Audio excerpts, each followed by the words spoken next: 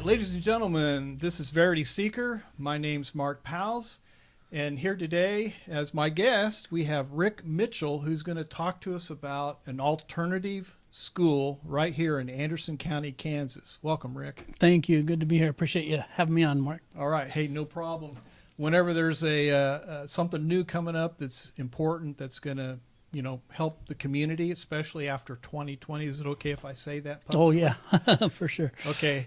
We definitely want to showcase that and promote it as best we can so people understand that there are other options out there for their education. Sure. First question I want to ask you is, can you kind of fill in a little bit of who Ric Mitchell is before we kind of get into the meat and potatoes of the school? Sure. So I've been in education for as long as I can remember. I was playing basketball, church ball, as a young kid in high school, and just decided that I liked the coaching aspect of it. Our coach kind of never showed up to practices and things, no. and so we weren't going to have a team after a while, and so I started coaching and ended up loving that. So I started coaching at 16 years old. The next year I went and took on the boys club and took over. Well, I was an assistant coach for a year, and then I took over as the coach there. And I really found that I loved coaching. The main reason I loved coaching was because sports is a great way to inspire kids and to motivate them, and to, a teenager that's struggling maybe at home or with different things. There's some things a basketball coach can get them to do that maybe mom and dad can't in that way, and be a positive role model. So I did that, and then I jumped right into coaching at the high school level. Got my first job as a head coach when I was 21. Started at an alternative high school. I did not have a teaching degree. I wasn't done, but it was alternative, and they had a deal worked out where they could have teachers on the payroll as long as they were underneath someone who had a teaching certificate. So I was underneath the principal there at this alternative school. It was site-based managed. I actually ended up teaching PE the first year and coaching. I was the athletic director, started the varsity program for them. By the next year, I got into English and journalism and all kinds of classes. I wrote a curriculum that I titled Sports Through Athletics, and we got it approved by the state of Utah. They approved it until they made us change the name. They didn't like the name. They didn't like sports in English through athletics, and so they made us change the name. I don't remember what it was called, but it was some boring English name, and so that's what we called it in the books. But it was Sports Through Athletics, and the idea was we'd bring kids in. These kids, this is a last chance high school. If they don't graduate here, they're not graduating anywhere. And so we'd bring these kids in, and the first day I'd say, if you could, you're obviously taking this class because you like athletics. Here's a list of jobs in athletics. Which of these would you be interested in? And they'd fill out a survey and would take the top ones, whether it was coaching or athletic director or NFL pro team manager or whatever else it was. And we built our English curriculum around that. So we would do everything from, athletic director. We had a section on debate. We didn't call it that. We said, hey, you're building a new building. Do you put tile or carpet in the locker room? And then they would have to defend it, and they'd have to argue with each other and, make their case and use research and everything. So kind of, for lack of a better terms, we kind of tricked them into doing some debate. We didn't call it that as long as we called it this job. And some of them wanted to be referees, or at least they thought they did. And so we scheduled the gym and would go in there and would play some games, and everybody take turns refereeing, and we'd talk about controlling your temper and how's a better way to talk to that crazy person in the crowd as opposed to getting angry and spitting it back at them. So we're working on communication skills, and just I could go on and on and on. It was really fun. Anyway, did alternative education for a little while. I ended up getting into religious education, teaching a lot of biblical classes, scripture classes, did that for a long time. Moved out to Kansas in 2007 and oversaw a seminary and institute program. We had younger students, high school age students, but then we also had a college program that we did. So I taught some college religious classes, and then also oversaw volunteer teachers, around 70 teachers every year that I would supervise across western Kansas and into the Kansas City, Missouri area. Did that and enjoyed it. I had the opportunity to teach online classes, so all over the country, and then in Africa. Wow. I spent about a year where I taught 2 different semesters of religious classes, taught people from the Congo, Kenya, South Africa, Tasmania. I can't think of the name of it right now. Tanzania. Okay. Yeah, That wouldn't have just clicked. Yeah. yeah, but just several different African countries, and that was quite an experience, and pushed me a little bit because teaching online is totally different than not. But I learned to teach online through COVID because everything was shut down. My office was in Lawrence, so they really shut things down.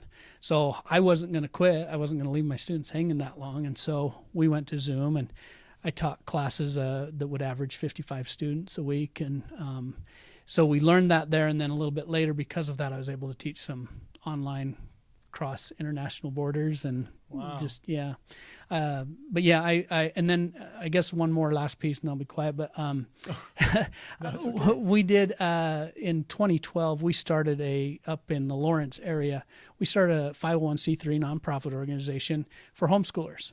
And it's kind of funny because all my background is education. I have a bachelor's, master's, and doctorate degree all in the education field.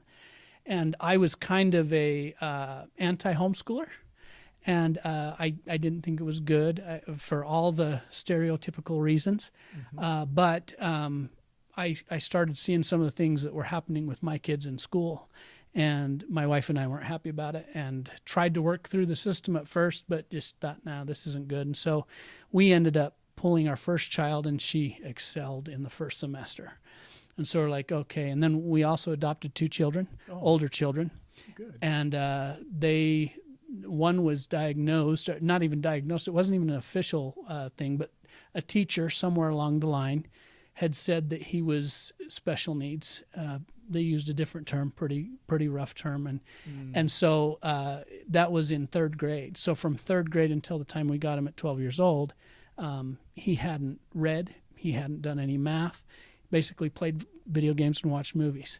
Now, in saying that, I know not all special ed programs are like that, but this one was, and it was very frustrating.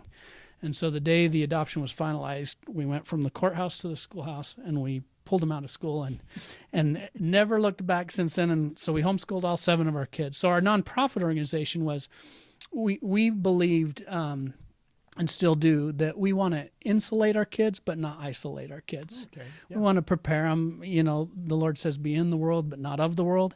And so, it can be a temptation, and I understand it thoroughly. It can be a very big temptation to say, I want to pull my kids back and not let them see anything or do anything in the world. But that's not healthy, and it's not sustainable. And so we started this nonprofit organization where we provided, basically, we were the high school and middle school for all of the extracurricular activities. So we played 8-man football. We had baseball, basketball, volleyball. And then we came along and eventually added drama and choir. And then a little later, we added all kinds of, we called them enrichment classes, where we would, especially a lot of homeschoolers struggle when they get to high school.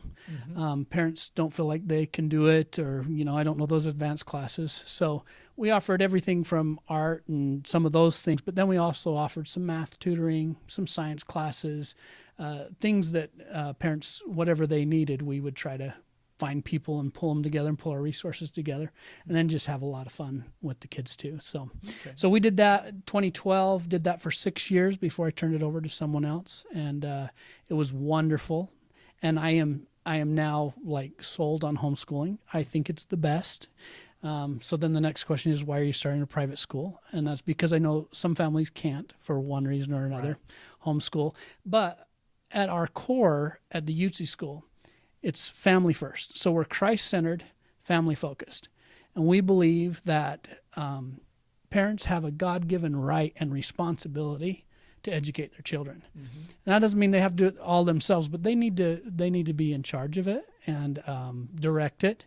And so as a school, we want to run everything we do through the family filter. What will this do to the family? Is this supporting the family? Will this help the family? And a lot of things that we do in education, especially public education, is not helpful to the family.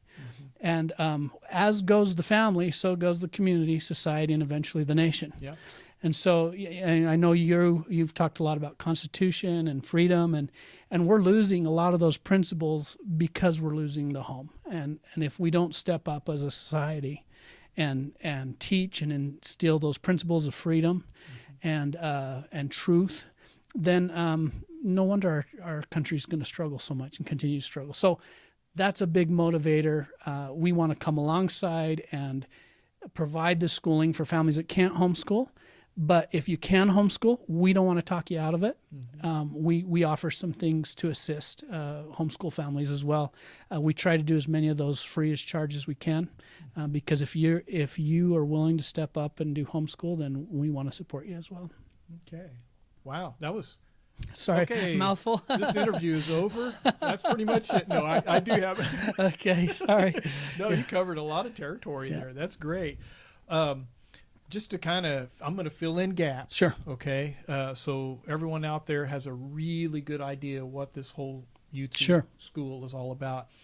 Now, this seems trivial, but where did the name and the logo come from? Okay, I've seen it. I've seen the logo. Yeah. Can you tell us about that? You betcha. It was this end of the year, in about August, I was approached by a common friend. I was actually right on the verge of starting my second attempt at starting a private school. Actually, it was a school that I was told was established in Kansas City, and they wanted to bring me in and have me get it actually up and running and increase the enrollment. I was going that direction, was going to do it, and found out that they hadn't told me all. What they had told me, their website was awesome, but they really didn't have a school. They didn't have half the things in place that they were advertising, and I addressed those concerns, and there just became more and more concerns that they were misleading people, and I couldn't be a part of that. Wow. So now I've already quit my job. I'm unemployed and thinking, oh boy, what does the Lord want me to do now? And trying to figure that out. And a mutual friend said, hey, you should talk to Daniel Yutzy. He's looking for someone to teach his children. Okay. And I was thinking, just teach a couple of kids and that kind of thing. And that's not exactly the direction I wanted to go, just teaching a few kids. But as my wife and I talked about it and prayed about it, and also realized we don't have a lot of other things right now going on, we reached out and had a great conversation with Daniel. Just wonderful meeting. He asked me to come back and talk with his wife and meet her, of course. And so we did. That meeting ended up, it was supposed to be an hour. And it ended up being 5 because, he said to me, he introduced me to his wife, and then I said, can I ask a question before we get started? And he said, sure. And I said, what is your goal here? Why are you looking to hire someone to teach your children? Tell me about that. And he said, well, actually, my wife and I feel led to start a private school. We just don't know how to do it.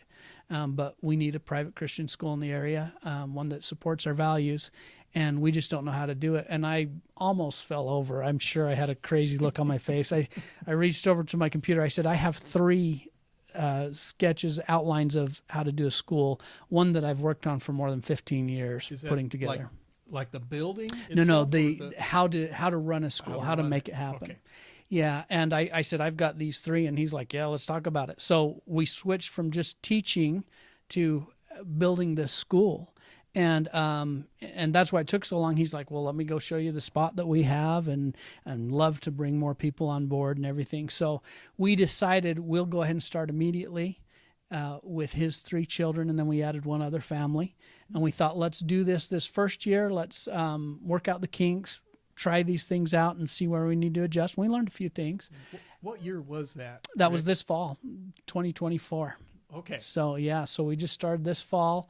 And I'll just say, and I can truly say this, I have the 5 best students in the whole area. They are wonderful.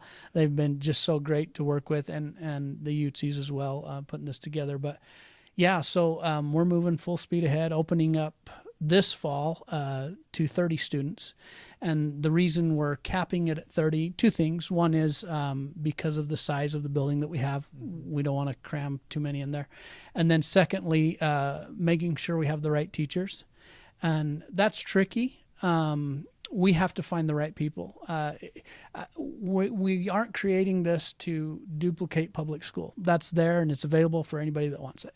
Right. But we want something different. And so we need to find the right people and get them in the right places. And so we're moving a little slower that way. But then the idea is that fall of 2026, we'll build a building that can accommodate about 120 students. So okay, so there is room there's a plan for expansion. Oh yeah, yeah. And so you've got land out there that's owned by Yutzy's, I presume. Yep. So if this works, then it can grow. Yep, it's going to work. Okay.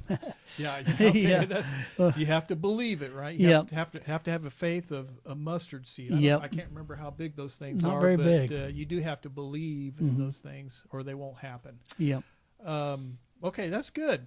So really, the name came from Yutzy. Oh yeah. Connection with I didn't Yutzy. answer your question. Yeah. No, it's okay. He that name kind of came kicking and screaming. He wasn't sure that he wanted to. He's a humble man, a very good humble man. His heart is right, and his wife's heart is right. They're just salt of the earth people, and it has just been a joy to work with them. And so I kind of pushed for that. I said I think it's a good thing. I think it ought to be done. It's unique, it works well. And then as far as the Badger came, I did all my research. And I checked out the least common colors and the least common mascot that was still cool. And so that's how we came up with the Badger, and also badgers being around in the area, and then learned a little bit about badgers and their sense of family and community and protecting each other, and lots of different things that we incorporate into the school, that it's not just a cutesy little logo but or mascot, but it's got some meaning behind it that we can build on principles. Some symbolism that you can work with there. Yes. Yeah. Okay, so the structure of your school, is it 501c3 nonprofit, or is it non-affiliated? Yeah, How is it? So we have two organizations. We have the school that is a business. It's not a nonprofit. Okay. It's set up to I like that you used the word independent. That's how we see it. We will not accept any government vouchers, programs, grants, anything like that. Anything that could possibly come back to bite us and tell us, no, you got to teach this, or you've got to change your stance on that. We won't have any strings attached. And I know there's been examples where people take a no strings attached grant, but then later they come back and say, oh, actually, if you want to keep getting this, but now you're dependent upon it. And we're just not going to allow ourselves to be put in that position. So we've set it up that way to protect the school. And then we also have set up the Yutzy Foundation.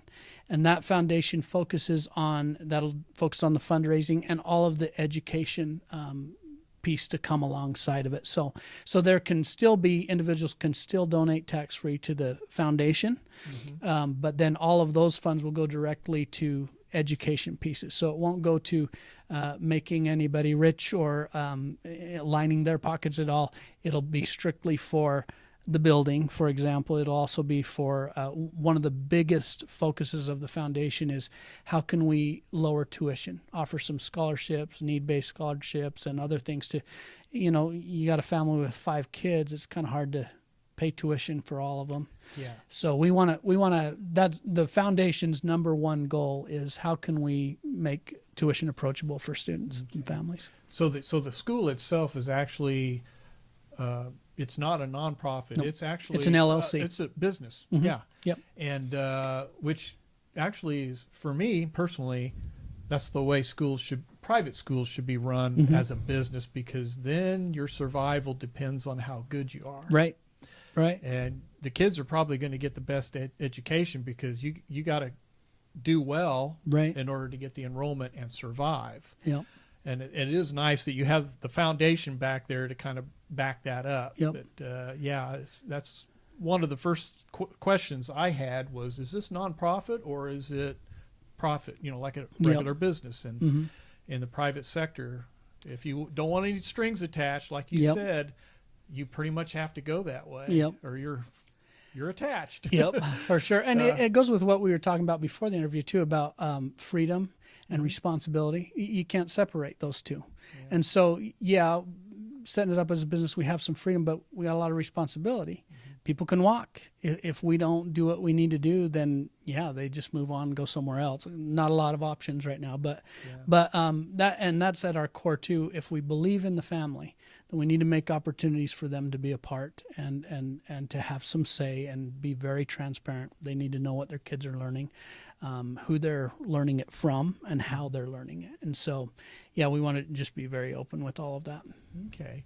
Well, that I get to segue from that. You said a few things in there about volunteers and family being involved in the school. And it's an LLC. Okay. It's operated like a business that has to compete in the real world. What's your staffing like? I mean, do you have some people that's compensated, and then you have some parents that are volunteer, or do you work it out with the parents that are involved with some kind of discount? Something like that. Can you explain that? Yeah, great question. So we have our standard tuition. People can come pay full tuition. Be perfectly honest, I hope no one does. That would make the most money for the business.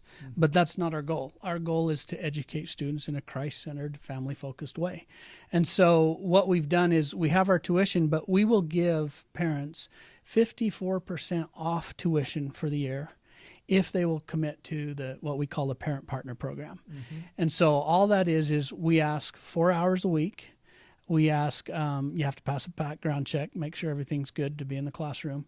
And then we have a tuition offset program. We ask them to volunteer in, which is a way to help bring tuition down even more. It's very simple, doesn't add any more burden on the family. We've run it through that filter to be sure of it.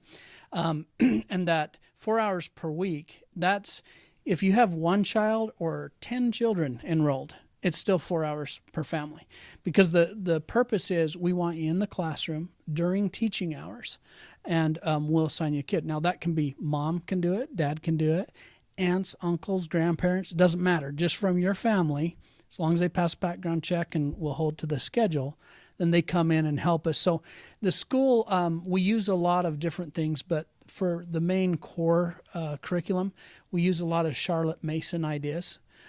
She was late 1800s, early 1900s, used in a lot of homeschool settings, especially, which fits with exactly what our purpose is. But she believed she was a contemporary with John Dewey. And so I think it's ironic. You have a John Dewey over here who's very progressive and really paved the way for our schools to be what they are today. Public schools. Public schools, yes. And then you have Charlotte Mason, I think, as a counterbalance, who said, so most people in her day, John Dewey included, believed that children were a bucket to be filled.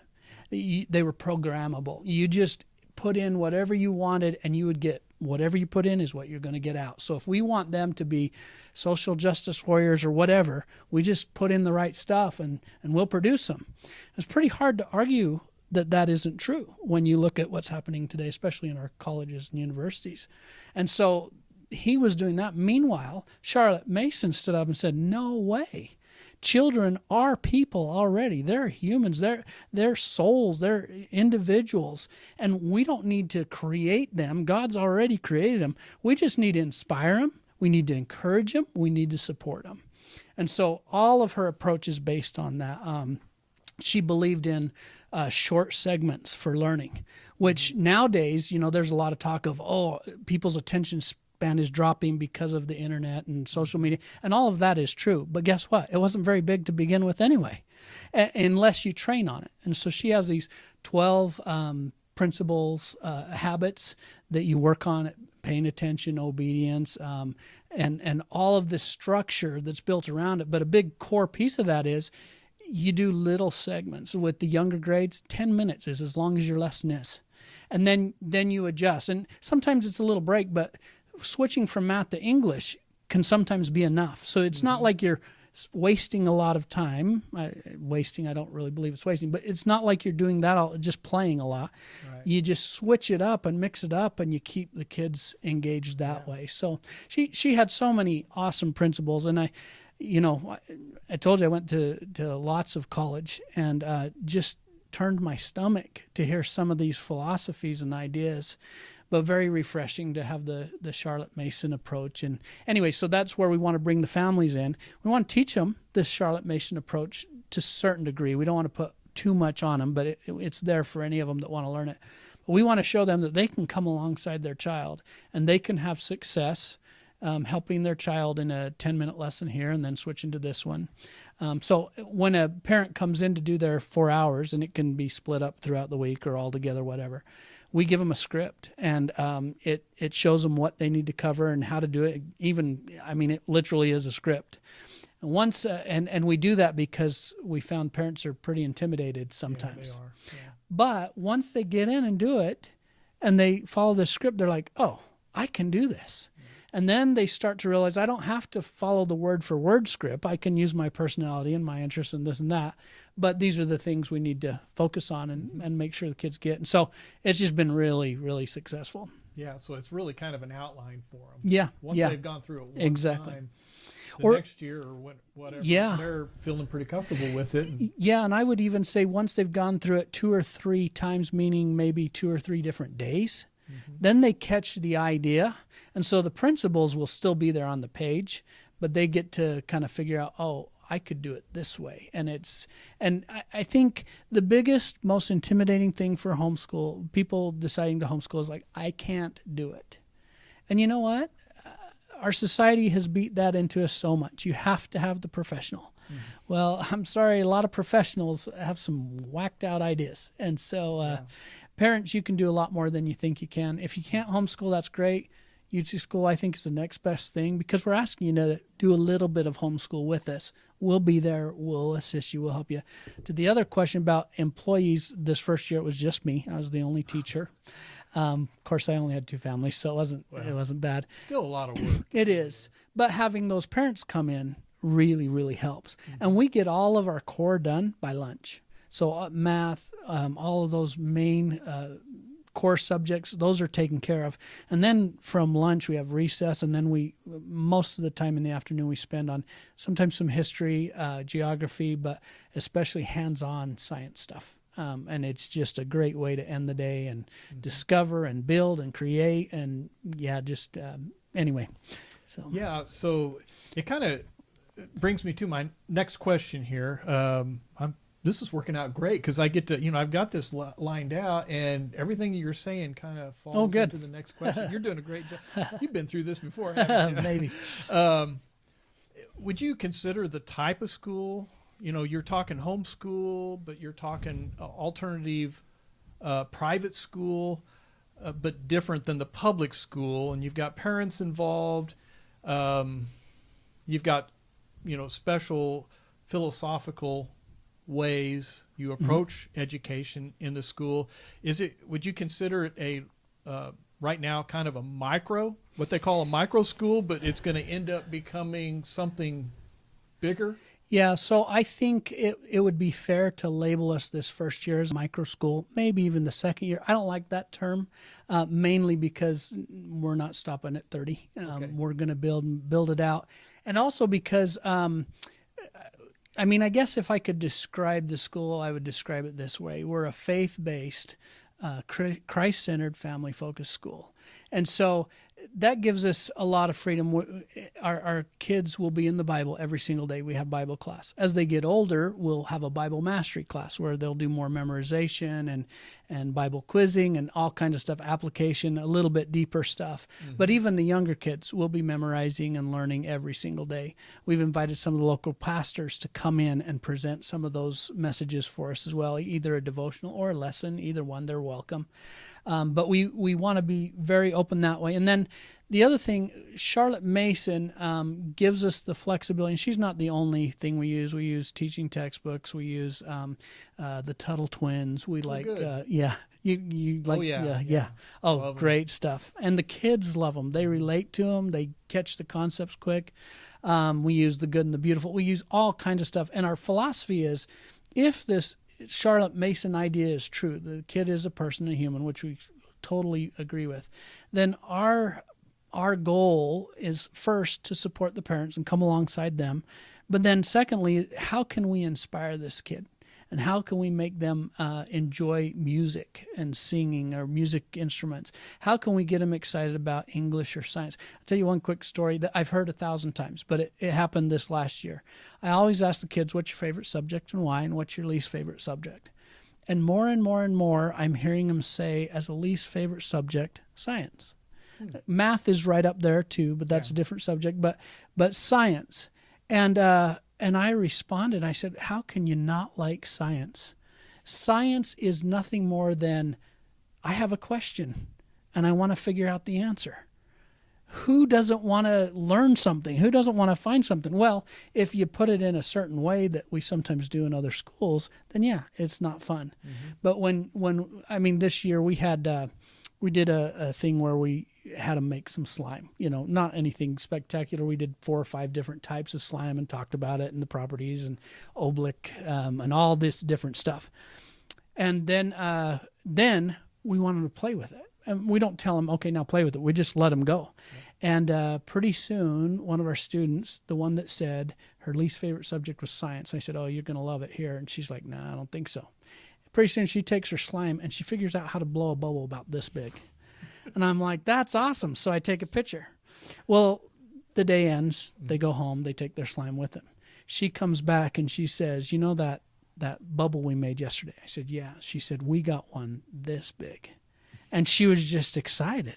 And the whole class was talking about it. And she goes, I wish we could make a bubble big enough to fit one of us inside. That would be cool. I didn't tell her this, but that's science. You've got a question, something you want to do, you want to discover how to do it. So I said, okay, we're calling an audible today. And I had to explain what that was. But we said, let's not worry about our schedule for a minute. Let's talk about this. How could we do this? Is it possible? Could you blow it up? And if so, how? And they said, well, we'll need a lot more slime. So we took 10 bottles of glue, added it to what we already had. We made these several batches of slime, put it together. I said, now, how are we going to blow it up? I didn't tell them how to do it. Frankly, I didn't know. And I didn't think it was possible, to tell the truth. But I said, well, how can we do this? And let's try it. And, failing's fine, part of the process. And so I figured we'd fail. And she said, well, yesterday, to get that bubble as big as we did, I used my blow dryer. I said, that's genius. So she grabbed the blow dryer. We come in. It took several attempts, but finally they flattened it out, used a rolling pin, made it about a 3.5 foot square of slime. Had a person, one of the students, got down on the floor kind of in a fetal position. They laid it. We all had to pick it up at the same time, lay it over the top, flatten it down on the cement, and then stick that blow dryer in there. And you'll see it in the spot. And just blow it up until the person could sit up inside. I'll be darned. And they did it. It took, like I say, several tries. But then they're like, we should do it with this student who's the biggest student in the class. And I'm really thinking, it's not going to work. But they did it. And she made it in there. And then they said, Dr. Ric, we want you to get inside, which I was not excited about at all. I'm like, there's just no way. And they did it.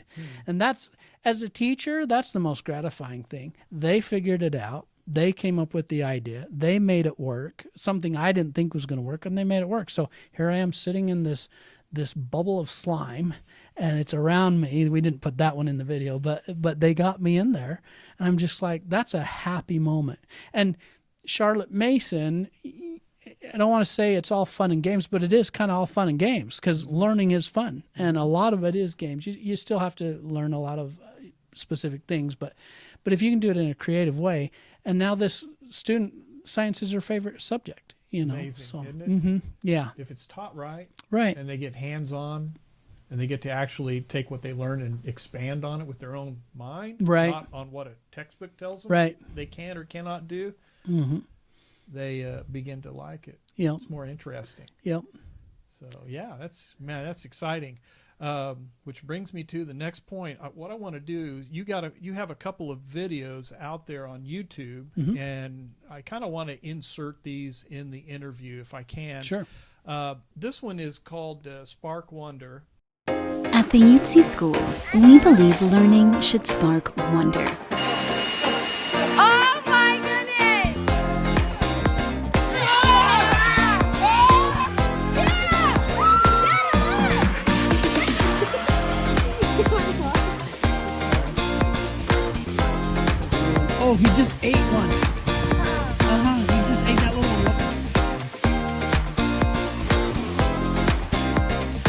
We blend strong academics, Christian values, and real-world skills in a nurturing environment where kids feel known, challenged, and loved. Small class sizes, big discoveries, a better way to learn, right here in Garnett, Kansas. The Yutzy School, now enrolling. Visit www.yutzyschool.com or call 785-816-1116. Don't delay. Space is limited. The Yutzy School, rooted in faith, growing in knowledge.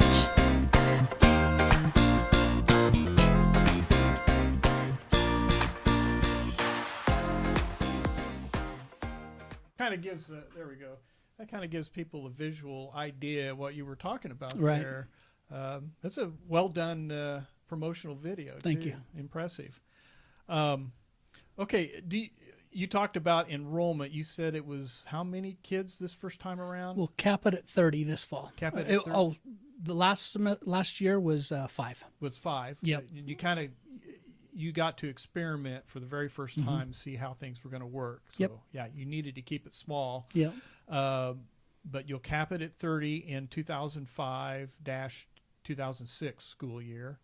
Now, will that include what? Do you go from like preschool or kindergarten to 12th grade, or how do you do that? So, I'm not a huge fan of grade levels. I mean, Oh, okay. There's some importance there. So basically 6 to 18, 17, right in there. I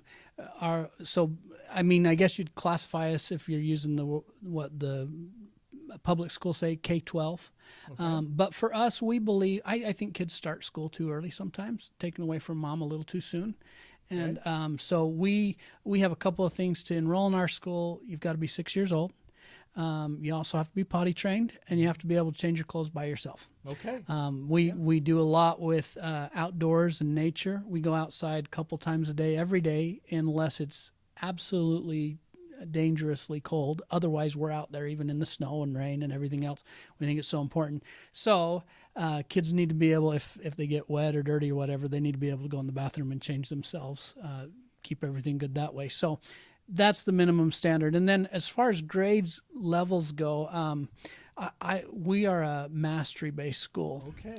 Very, very much. If I can tell one more story, when I was a kid, I loved math. I absolutely loved it, and did really well in math, 2nd, 3rd, 4th, 5th grade.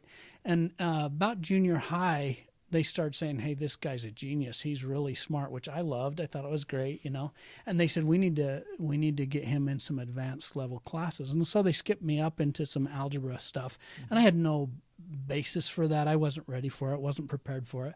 I had a teacher that I have no idea why he taught. He did not like humans, let alone children. And I got my first lower than a B grade ever. And it was lower than a C, and it was lower than a D. And he hated me and let me know it. And I was devastated. I couldn't believe it. And I never really recovered because they said, the counselors, just hang in there. You can do it. You just need to work harder. And it was big regret. So from about, I think that was 5th grade, from then on, I just believed I was stupid in math. When it came to math, I don't know anything about it. Well, math is one of those things. It doesn't change. I mean, contrary to some popular opinion, 2 + 2 is always 4, right? And if you can get those foundations under you and build some confidence, then you go. But when you believe in the grade system, and we got to promote everybody based on age, they can't get behind, and heaven forbid they feel bad, right? Then you're advancing people in the state of Kansas, and it's pretty close to the nation as well. You've got about 34% of our students are proficient in math. That's atrocious. And it's a little lower in English. And Kansas and the United States flip on those. So Kansas a little better in English and worse in math, but those are horrendous numbers. And I think part of it is not because we don't have people that are trying, but because we have adopted this belief, grade level basically associates with age.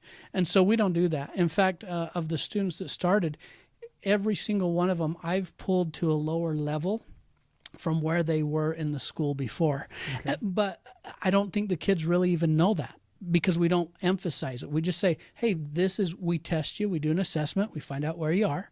And then when in doubt, we're always going to go a little lower, especially in math, because we want to build your confidence. And so 2 of my older students that I did that in, we brought them back, and they finished instead of 9 months to complete their math, they both completed it in 7. Mm-hmm. So 2 months early. Wow. And you can say, well, yeah, you pulled them back. Well, we did a little bit, but then they got the confidence and went on and on and on. Once you build that confidence, and because we believe in cyclical education, you constantly got to be repeating to keep those things. By doing that, I'm certain next year they'll complete their next course in less than 6 months. I'm not even... I would bet money on it if I was a betting man. And so if we get those foundations, and same thing with the reading, when in doubt, bring them a little bit lower. And we do lots of different things, reading in all the subjects too, to help build that. But reading and math especially, they've got to have the foundation. If you don't build on that foundation, you build on a sandy foundation of grade level and age group and that nonsense, then they're gonna fail, and they're gonna feel it, and then they're gonna feel hopeless. And so we don't want any of that. Yeah, the mastery aspect of that, I think, is the way to go. And I think that I agree with you. I think that's where the public schools have failed, because they're passing people from grade to grade. Trust me, I was in the public school. You know what I'm talking about. Kids are passing on to the next level just to pass them on, and they're graduating students that really shouldn't graduate. Right. And it's not getting any, I don't think it'll get any better. Right. And not only are they not graduating kids, but when you look at the stats, it's what, I think it's 75, 76. I should have looked that up before I came in. But it's, of the ones that are, that stay enrolled, that's the graduation rate. But that doesn't take into account all the other kids that dropped out because they, of whatever reason. Yeah. So our numbers are pretty paltry in the country, and that. And I don't mean to beat up on public school. There's a lot of good teachers out there that are doing their very best, but they work within a system that kind of sometimes ties their hands a bit too. I would agree with that. They're not. Well, my wife just retired this year. She went the full distance and retired when she had enough points. And I don't want to get into all that. We were kind of focused on Yutzy School here, but there is an obvious attempt to dumb down the teacher's ability to actually teach in their content area, and to also dumb down the progress of the students. And now I'll just stop at that right there. It's, to me, it's obvious from what I'm hearing, and it was worse when I got out of the public school in 2001. I stepped out voluntarily and got away from it, never went back. I could see where it was headed even that year. So let me go ahead and play this. This one's short, and then we can probably wrap this up in about 4 or 5 questions, and then we'll give you the final summarization of the whole thing. Kind of you get the last word. At the Yutzy School, we believe learning should spark wonder. We blend strong academics, Christian values, and real-world skills in a nurturing environment where kids feel known, challenged, and loved. Small class sizes, big discoveries. Affordable tuition, a better way to learn, grow, and thrive. Right here in Garnett. The Yutzy School, now enrolling. Videos on YouTube that you have out there is, people really need to start considering whether this is the option they want to take, because we're into June already, and you want to start your fall semester is in August, right? Yes. Okay, kind of in line with the public school. Very close. Yeah, it's a little different. We'll start with the middle and high school kids on August 18th. We'll get them situated in a pattern and going, and then the following week will be the younger kids. We'll bring them on board as well. Okay. And just one quick question that just popped into my head. We were talking about vouchers earlier. I think in the newspaper here, when I read about it, you kind of had to question whether that was a good thing or a bad thing. Are vouchers a good thing or a bad thing? Well, I think allowing people to keep their money is always a good thing, regardless what the topic is. You look at the Kansas voucher system that they have right now. When you have about 500,000 students in the state, and it's 5% of that population that can even possibly qualify for the vouchers, it's a moot point. That's not even going to make a dent. So I'm not waiting on the government and trusting that they're going to do it. And again, there's a lot of strings attached, even for those 25,000 kids that can get that. And so what? Ideally, I've been a big proponent of vouchers. I think that people should keep their own money to help private schools or homeschools or whatever. I just think that too many in the legislature plays games with that and announce that we're doing something, and then we've authorized enough for 25,000 kids in a state of 500,000. I'm not waiting on it. So okay, yeah, and that brings me to my next question, the most important question when families are trying to make a decision on whether they want to do an alternative school. Here locally, I don't know. I don't have the exact amount. My two daughters are out of the school. I think the last one left during 2020, graduated. It was a wreck, by the way, ruined her year. But the cost of a public school education is extremely cheap. I call it socialized education is what I call it. And they do it, of course, through property taxes, which is another itchy issue that I have a problem with. Right. That's for another day in a podcast. But what is your tuition for this kind of a school? Okay, so if they do the parent partner program, which we really hope they do, our tuition is $3,700 per student for a year. We have a special where if families sign up and pay their first semester tuition by July 1st, and the reason we do that is because we can save money by ordering our curriculum early and have it there when the kids show up. So we decide we'll pass that incentive on to them. We'll give them 10% off of their tuition there.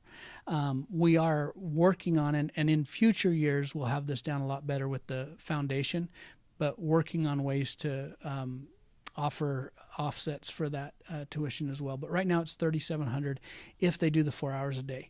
If a family just doesn't want to or chooses not to do that, that's okay. They can still do that. Then our tuition is at $8,000. It kind of it cuts down quite a bit. I think it's at $2,000 less for the second child, and so on and so forth. So it grades that down a little bit. But yeah, we just really, again, if you can't do it and you want to just pay the full tuition, we'll accept that. We'll do that. We'll have to hire somebody to come in and help a little more. But we really hope that if they can, families will take advantage of that 54% discount, because that's really what we're going for, is families in the classroom. Okay. Now, in closing, I think we've covered quite a bit of territory. I'm sure there are aspects of this that we can't possibly cover, and people will just have to, reach you directly, or I don't know how they can contact you. How would you prefer people to contact you directly? Yeah, so they can use that number that was just on the thing, 785-816-1116. That goes right to the school. You can also email us, info@yutzyschool.org. Okay. And also, if you go on the website, we've tried to be extremely transparent on the website. So if a family goes on the website and looks, we have our tuition rates and all the breakdowns, the parent program, the core values. I'm working on, well, I probably shouldn't say that yet, but anyway, we have all this stuff on the on our website, yutzyschool.org, and reach out to me. One last thing, maybe on the enrollment. Our enrollment process is you you go online and you fill out a form for enrolling. Okay. That comes to us. Once we get that, then we'll call and set up an interview. And the interview is for us to assess your child academically, yes, but also to see if they're a good fit. And we recognize we won't be a good fit for everybody.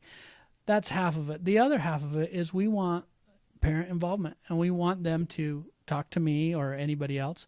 We invite you to talk to the other families that are in the school if you want to. But we lay out the philosophy. We have it all written down. We give you some time to look it over. And we let parents go through that as much as they want to. And then they're interviewing me or whoever does the interview as much as I'm interviewing them. And then we go back and we look at it. The family thinks about it. And if it's a match, we both feel like it's a match, then we get them enrolled and start going from there. Okay, I was going to ask about that, by the way. What is that process? Because people don't know. It's different for the public school. Yep. Private schools, because you only have a limit on the number of students you can take, you've got to have a filtering system. Right. And it's like a job interview. Yep. You know, if you're getting into a situation where it's not a compatible environment for both parties, right, it could mess things up. So, yep. Yeah, we don't want any surprises for anybody. So. Yeah. Well, is there anything else, Rick, that you want to tell the folks out there about this school? Anything that we haven't covered? Yeah, just if anybody's interested in it, just reach out to us. Let us know. Again, for anybody that's looking for a place for your child for this upcoming year, but also for homeschoolers out there, please don't forget that piece of it. We're very open to assisting and helping homeschoolers. You can look on our website and look up Badger Club. We did some pretty fun hands-on stuff that was all free for homeschoolers to come and participate in. And we intend to do that again. I don't know that we'll do it twice a week like we did this first year. Okay. It was pretty cost and energy expensive, but it was wonderful. So we'll do some more of that. And then we have a parent resource page on our website as well, where we're posting. I think there's like 6 articles on there. How to prepare your child for reading and for school, how to help your kids. One we just put up, how to help your kids keep their reading up over the summer. We've got some on history, Kansas history. We just did the Kansas-Nebraska Act because that happened. The anniversary was just the other day. And so we'll keep putting things on. You can follow the Facebook or on the website. And we want to just be a resource. And if parents have questions and things, either about the school or about homeschooling, reach out to us. Shoot us an email or a text or whatever, and we'll try to get back to you or write an article on it or something. We want to be a resource. We love the Lord, we love families, and we think those two are extremely compatible or ought to be. And so we want to do everything we can to help promote that. Okay, very good. All right, well, I appreciate you coming on the podcast, Rick. It very informative, and I'm glad that you guys decided to do something like this. We've been needing something since 2020. Right. And so finally, 6 years later or 5 years later, we finally have an alternative school, an option for parents who either can't homeschool, that maybe have been trying to homeschool and, they have other things to do, or they a job maybe. Right. And they can go back to their job if necessary. And you can, put them in an alternative school that has the same beliefs that you do. And so that's all a good thing. Appreciate it very much. Thank you. All right.